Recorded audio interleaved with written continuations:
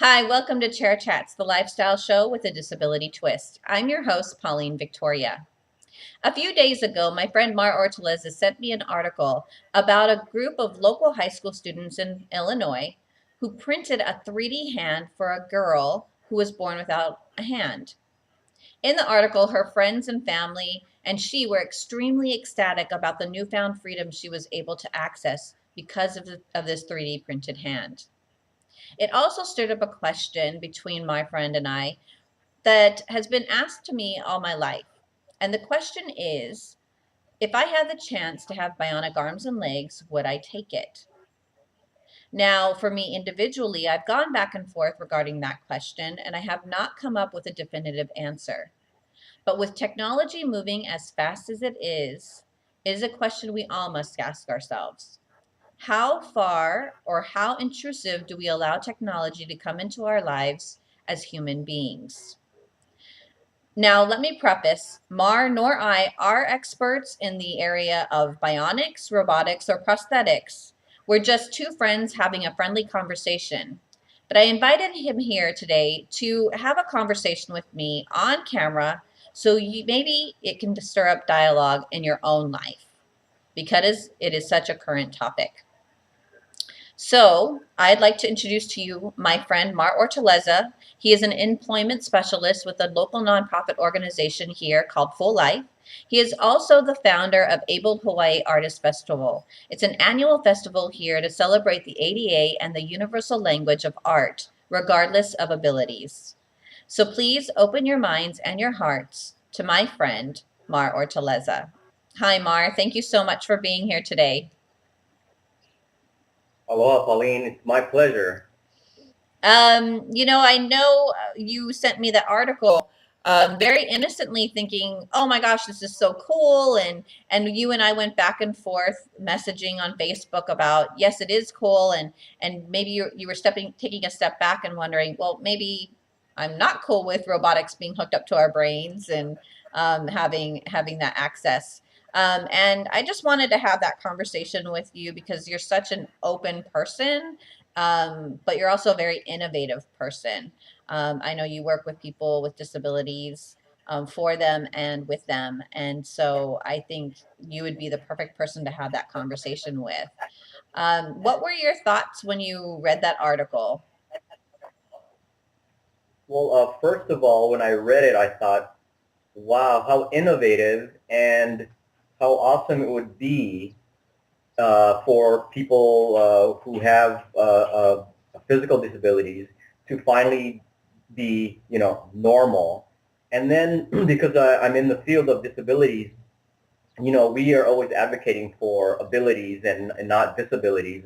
And so that made me think, well, like what you said, at what point does having technology really take away from who we are? Hmm. And it sort of brought me to think of the psychology and as well as the philosophy of what having something that you never had before means. I I know for me, the question has been asked my entire life, and it's interesting because the idea of not of having arms and legs sounds convenient. The world is made for people who are quote unquote normal, like you said. They have their limbs about them, and that's how our physical world is created to match the majority of people's physicality. So for me, as a person without arms and legs, if I was granted, you know, this fairy godmother of having arms and legs all of a sudden, my immediate reaction is like, yes, I would love to be able to be independent. I would love to have my life easier. But then when I think about it at a deeper level, and spirituality comes into play here, um, as a person of faith, um, I think about, would I have the same impact on people if I did have all my faculties? And I Mhm. know as an advocate yourself for people with disabilities, I mean, there's a lot that people with disabilities can teach the world. So, what are your thoughts on, if you were given the opportunity to be in quote unquote normal, what does that mean for the rest of society in terms of the lessons lost? I guess I can only speak for myself, and in that, I think growing up, I think everyone has the same similar experiences. Wanting to fit in, wanting to be like everyone else. And when you grow up, you realize that your uniqueness is what makes you special, and everyone is unique. And so when you take away that uniqueness, what does that do to yourself? And then that's what I think about. Mm-hmm.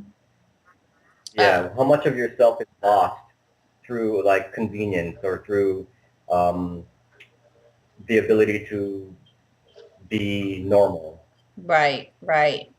And I saw this interview with I can't remember what organization what it was, but it was some sort of national level disability organization. And he was Hmm. saying it's not our physical lack that or mental lack that makes us disabled. It's the environment around us that makes us disabled because we're not brought to the table to have those conversations. And so when Hmm. things are being built or things are being thought out from a idea level or visionary level, they forget to bring Hmm. us to the table to consider our needs. And so it's really the environment that makes us disabled, not our lack of whatever. And so technology can work, affecting me as an individual or affecting us as a society.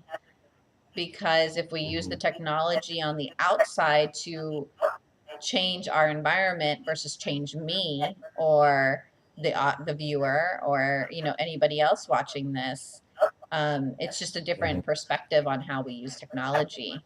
um, what are your thoughts on technology changing the individual versus our physical surroundings? Well, for me, having access to, I guess, regardless of the fact that I have, all the limbs and have normal functions, I think technology for me has been a double-edged sword, and it's changed my entire environment and how I function. And in a way, it's affected my core um, because technology has provided accessibility in such a way that I could be sitting here and we're having this conversation, on my laptop. I have my cell phone next to me. I have my iPad. Yet, does that make me? I would say no on a very core level, but yet the things that I surround myself with affect me. Mm-hmm. And I guess so. I ask you that because you with your technology, how does that change you? Or I don't know if I'm asking the right question, but I'm asking how does technology, regardless of your abilities or disabilities, affect you? So if we're having like this universal conversation without disabilities, it would be like, oh, how does technology affect me? Well, I just told you, so I'm asking you, how does technology affect you? Yeah, yeah, no. Yeah, and please feel free to ask me questions during this conversation. It's a two-way street. Um, for me, technology means freedom. I mean, I have my Hmm. wheelchair, I have my phone, I have, like you said, this computer. I mean, the ability to have technology accessible to me allows us to put conversations like this on YouTube that can reach someone in Italy or Africa and who I cannot get in physical contact with, but can hopefully impact in some way. I Hmm. drive. My car is made up of computers, and I trust my life and my son's life into that car every time we get in. So technology has really been a platform in which I have been able to access freedom in a different way, but it hasn't Mhm. changed who I am. Like you said, it doesn't change the core of who you are. It enhances who I am. And it gives me the tools and resources in which to reach my fullest potential. And I think if technology is used in that way, it's a gift. But if I were Mhm. to agree to allow a doctor to put on um, fabricated arms and legs and hook it up to my brain, I don't know. Do I become my body? The core, yeah, the core of this question is this, if I ask you point blank, if you were given that opportunity, is it an opportunity?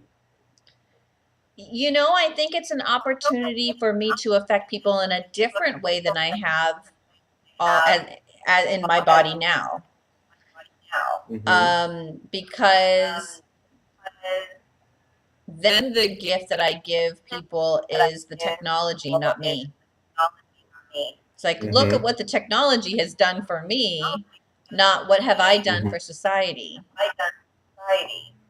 Right. And I don't know if you've seen that movie Soul Surfer with Bethany Williams, who lives on Kauai. I think it's Kauai or Maui. Oh, yeah, I her. Yeah. Right. I think.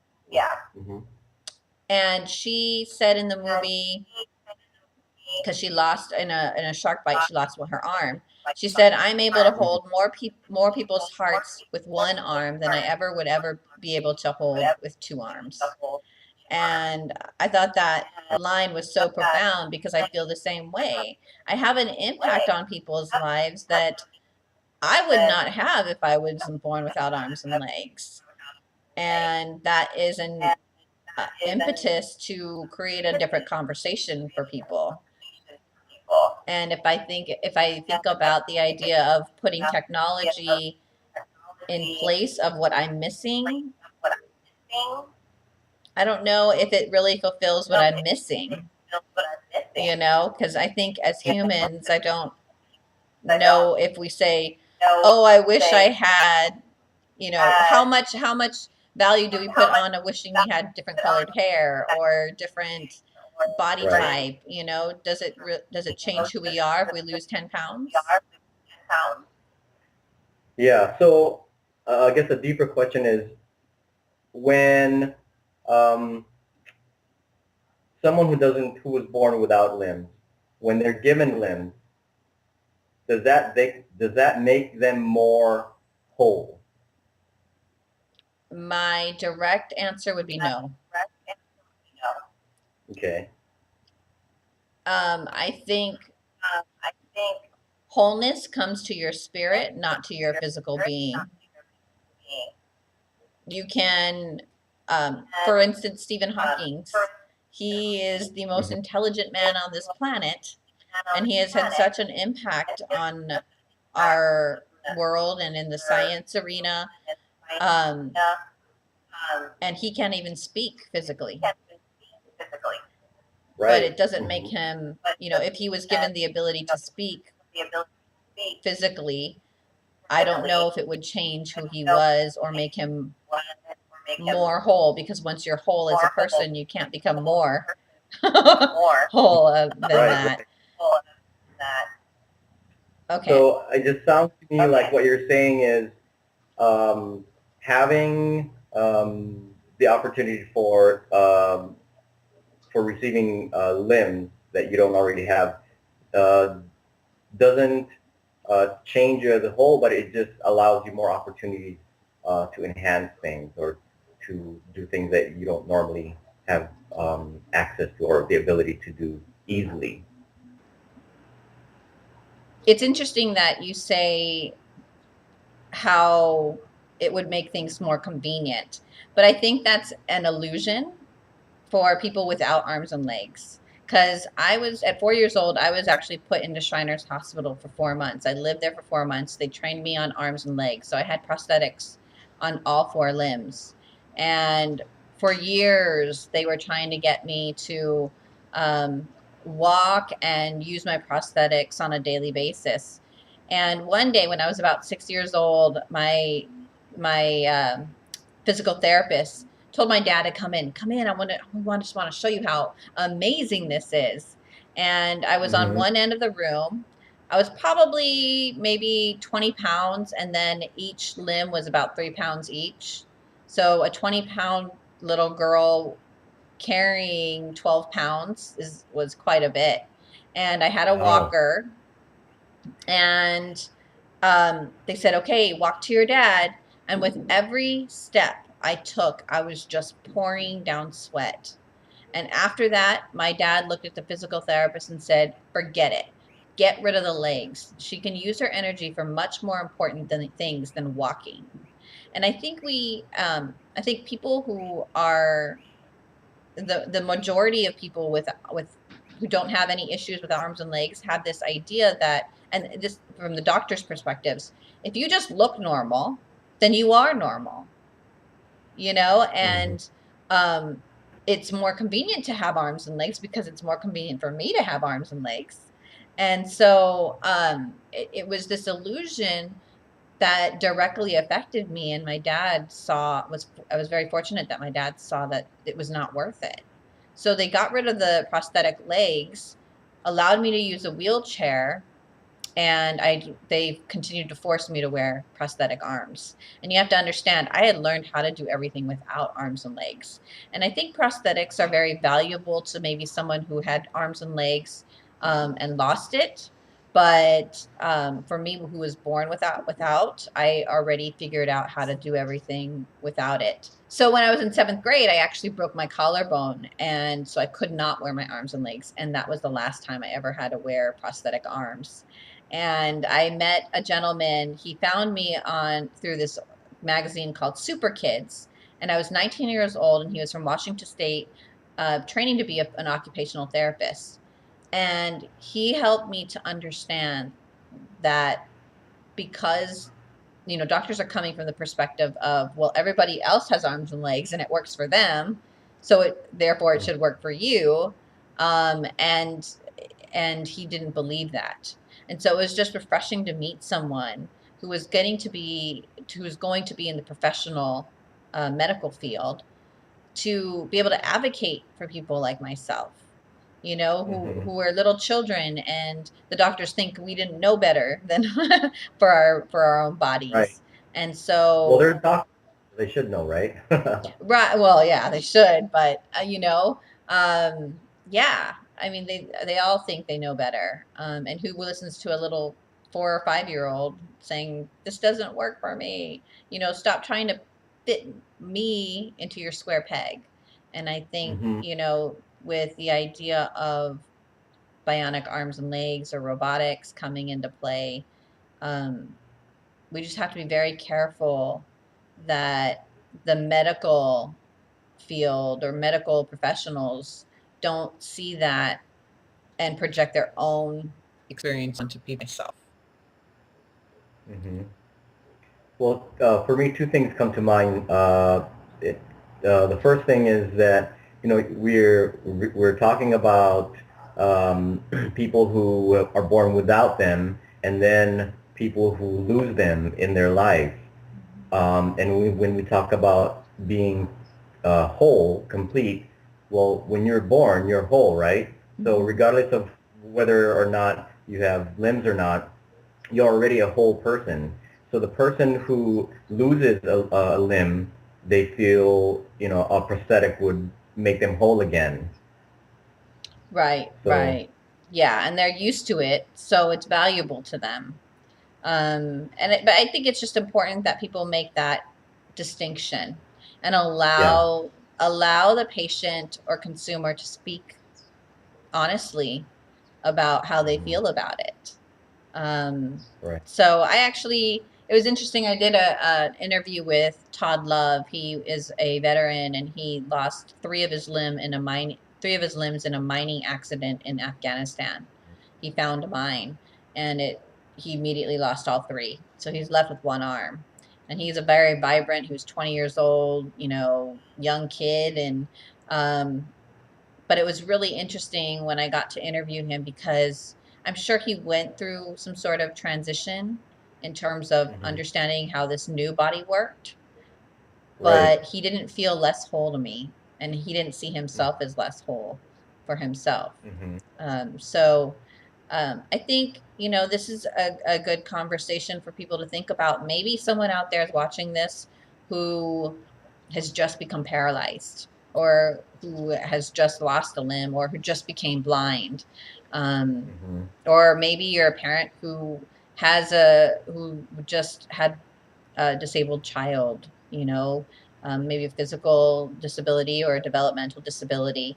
And, if you're watching this, I want to encourage you to understand that you're still whole, that person is still whole, regardless of what it looks like on the outside. And if we are able to see ourselves and see each other as whole beings, regardless of what we look like on the outside, um, it's, I think then we can allow technology to take its rightful place, understanding it doesn't take the place of who we are.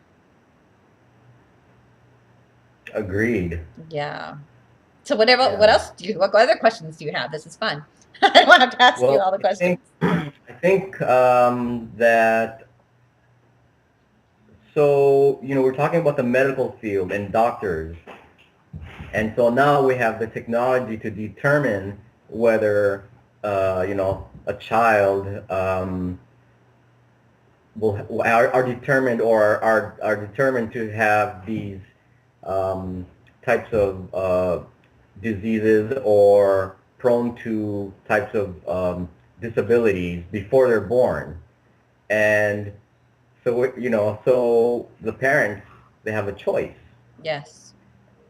What kind of message do you have for those parents who are finding out that maybe their child has Downs or Yeah. has are missing limbs or It was interesting because my parents,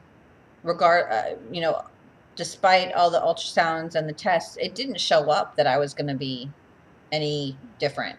It showed that I was a completely normal fetus developing at a normal pace. So they were right? completely shocked. So they didn't get to have that choice. Um, Uh, but I know there are a lot of tests done, especially with Down syndrome or other spina bifida developmental disabilities that they can run. I can tell you from experience that I had an aunt who had those tests run when she got pregnant because she was over 35. mhm. And they said, your child's going to have spina bifida and it's going to have all sorts of physical problems. They won't live very long.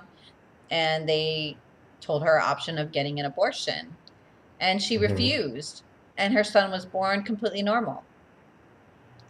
Wow. We had a friend who it was their first child. She was 25 years old. He was in his late 20s, and very healthy couple, and their first child was, everything's normal on the tests and ultrasounds, and their child ended up having Down syndrome when he was born. So Wow. to me, what I would say to an expecting parent is that we can't put our faith in the medical field, all of our faith in the medical field. We can use Mhm. them for guidance, but they are still human, and every test is still, there's a chance of it being right or wrong. So to make a decision not knowing whether that test is right or wrong, it's still rolling the dice. And I would, and maybe it is right. And if it is, then I can't, it's hard for me. I only have my opinion. I can't say as a parent what the right thing to do would be, because that's such a Right. personal choice. Um, but I feel like, again, I'm a very faith-filled person. I feel like we're not given more than we can handle. And Mhm. I know that I was given to the perfect parents to raise me the way I am now. And so it's, you could see it as a gift. Will it be hard? Probably. But, like with technology today, with resources, the organization you work for, Full Life, and people like yourself who are strong advocates for people with disabilities, I think there's a lot of options for that child to have a very full life and to have all the experiences it wants to have. And I mentioned earlier in the conversation, Mar, that I feel like there are a lot of lessons that the disability community can offer the rest of society. As you're not a person with a disability, but you work with and for a lot of people with disabilities who have made huge strides in our community. What, from your perspective, what lessons do you feel people with disabilities can impart on our larger community? Well, there are a lot of lessons to be learned. I guess they say when the student is ready, the teacher appears. And I never expected to be working in this field. Um, but I've learned so much, especially working with people with developmental and intellectual disabilities. It has taught me to look at simplicity in a very profound way. You know, I think when I try to um, do things and I'm working with a client and I'm not able to do things that I'd like to do or be able to convey things to my client, it's not them not having the ability or it's me not being able to convey um, the idea or the things to them in a way that they understand. And it's when I say that they understand, I don't mean that I'm smarter, etc. It just means, I have a different way of learning and understanding. This person has a different way of learning and understanding. And, you know, my job is to find a way to sort of bridge that to understand each other more. And and that's fulfilling to me. Hmm. It makes me a better person. Wow, that's beautiful. I mean, just taking responsibility and not blaming the other person and going, "Oh, just because you have this disability, you can't understand me." It's you see it from a perspective of self-growth, and that's beautiful. Yeah. Yeah. I want to get back to the topic of conversation. So let's pretend you know me Hmm. as I am, and Okay. I'm on the board of directors of Full Life, and let's say I come into a meeting with like full arms and legs. What would be your reaction to that? Oh, you mean like I know you pre and post arms and Yeah. legs? Yeah. Okay. Well, I think I would support you in, I guess what I would see is that you have realized that having arms and legs can help you more. So, of course, I'd support you in that, but I'd be curious as how you made that decision. Mm. And maybe that's the real topic here is how do you make a decision for yourself about where technology takes the place in your life? Right. And I guess I would ask you, you were already doing amazingly, so why do you feel the need to have arms and legs? That would be sort of like a question I'd have in my mind. Whether it was, socially appropriate to ask is, I don't know. It's like, why do you need arms and legs? Right? I want to walk on the beach, darn it. Yeah. Well, there you Uh, go. you know, ah, yeah, no, yeah, no, I think even though it may not be socially appropriate to ask, I think that it's a good question that I think a lot of people would have, and so processing that out loud is a hopefully would be a helpful thing for people. Um, Hmm. I think, gosh, Well, I guess so. Being able to walk on the beach, Mhm. will that enhance your experience on the beach Yes. more? Yes. Yeah. Okay. So I'm not just sitting there in one spot. um, Right. right. So I What mean, if what if the beach was more accessible? yes. Would you Yes. still feel like the experience would be better if you had those arms and legs? No. If the beach was more accessible to your wheelchair, and that's the reality here. If the beach was more accessible for your wheelchair, would you have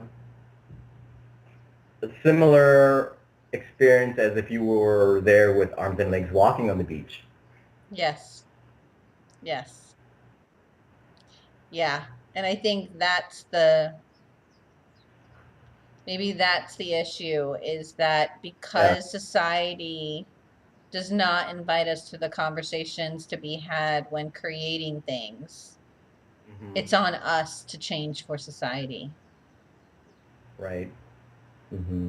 Hmm. So we come back to the what you had mentioned in the beginning about like ADA, universal design, and even to like say first person language, Hmm. person first language. Right. These are things that, people who are not aware of may may think that it's an inconvenience or it's a hindrance to them, but really what it is allowing um, everyone more to be have access to everything and Right. be part of that discussion on the table. Right. Right. So where does that leave us in our conversation? I I don't guess. know. Well, okay, so we started off with asking you, would would having limbs enhance your life or make you more complete? And you had mentioned that, well, I'm already complete regardless. And so we get to a point, the more we think about this topic, we get to um, accessibility. So, and I ask you, if the beach was accessible, would that be similar to you being able to walk on the beach? Hmm. Hmm. And so, it's all about accessibility and universal design. Right. Right. That's true. And I don't know where I heard it, but it was said that what distinguishes us from animals is our ability to change our environment to meet our needs. Whereas animals, they have to kind of evolve, and they have to change themselves in order to fit the environment. So it almost Hmm. feels like I'm the animal, like I'm having to Mm. change my physical being in order to fit the world, versus the world, like you, taking responsibility for your interactions with someone who's different, Hmm. saying, wow, our world is full of a variety of different people, and maybe it Hmm. is our responsibility as the world, as society, to think different instead of expecting change from those that are so different than the majority. And I think Right. that's a beautiful message that we can all learn from, um, and that's why, um, I think as advocates for people with disabilities, we're Hmm. so busy, um, fighting and trying to have our voices heard, and pushing ourselves to the table so they'll listen to us, and rather than being invited and having our voices valued, that that maybe as advocates we even need to look at things differently in terms of how do we get the message across to society, or to the decision makers, that they need to look at the world in a different way. Hmm. And that even affects our role as like I said, as advocates on behalf of our own communities. Right. And as for me, as a person who is a co-advocate, I think I'm always my dream, my goal is to sort of be out of a job, Mm, and then if I was out of a job, it just means that everyone's included, everyone is accepted, and everyone has equal access. And then why would you need me, right? And right. that to me is a wonderful dream for me, because Yeah. then I can do things that, you know, But then what would the rest of society, if they came back and said, why do we need to change? We're the 80-20 rule. There's 80% of us and 20 of you, you know? hmm, Why do we need to change? huh. Well, that's a good question. Hmm. And I was gonna put it back at you, but I guess let me try and answer that question. Why do we need to change for people with disabilities? I think I go back to what you say about the difference between animals and humans. The very fact that we are aware of this inequality, and the fact that we feel um, that we can change it, or feel like we have to change it um, to make society as a whole better. I think that's the difference between you know the animal world kingdom and us. I think, for example, an animal may know that another animal has a challenge, and there's not much that that animal can do. But that's what differentiates us from the animal kingdom, is that we have this awareness like animals, but we also have the ability to change the whole world for one person. And I think that's what I like about my job. Yeah. So stop being Yeah. animals. Ah, Is that the message? yeah. Yeah. Um, we're civilized. And Yeah. yeah. So, no, I think Oh, go ahead. Yeah. evolve. Evolve. Right. Yeah. Exactly.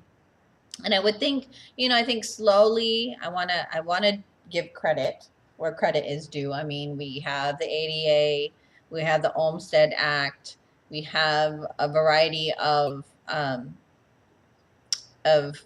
laws set in place for Hmm. us to be able to be on the to be able to even be seen or valued as people.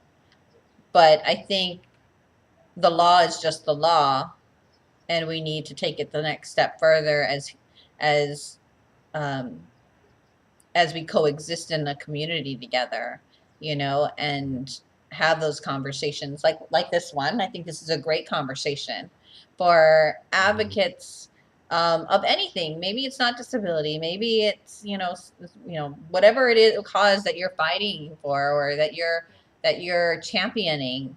Um, you know, these I think this is universal to us, and for this specific conversation, it's disability. And gosh, it's a really interesting conversation, Mar. Um, Hmm. do you want to Yeah. add anything else to the Well, yeah, conversation? I read somewhere once, um, and this is always in the back of my mind, uh, that uh, disability rights is human rights.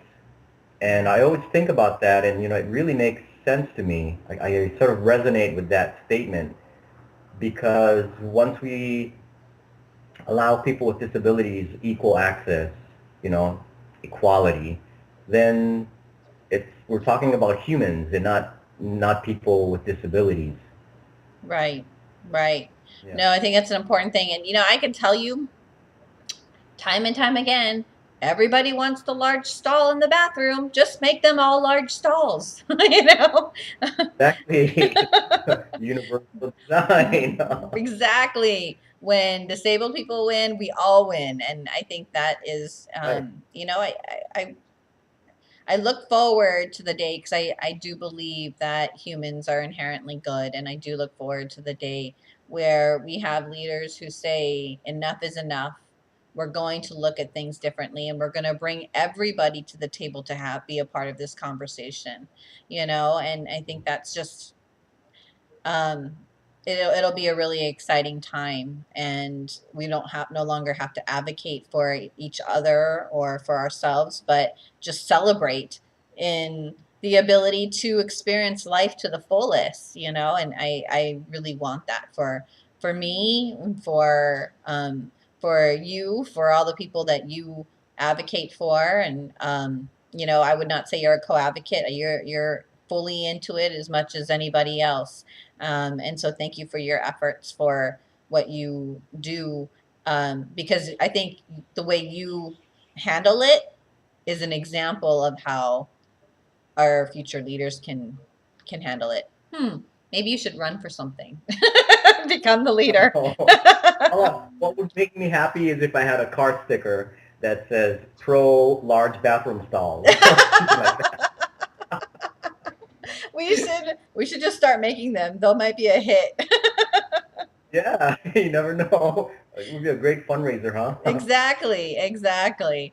Oh my goodness. Um, I think this conversation went really well. I hope that you, as the viewer, as you're watching this, you've maybe heard some ideas that you've thought about yourself, and now they're being verbalized here, on Chair Chats. And maybe it's stirring up other conversations in your mind, and maybe it'll create conversations with your own local community. I mean, Mara and I are blessed to be able to work together here in Hawaii, and wherever you're at, hopefully you have other advocates that you're willing to champion each other.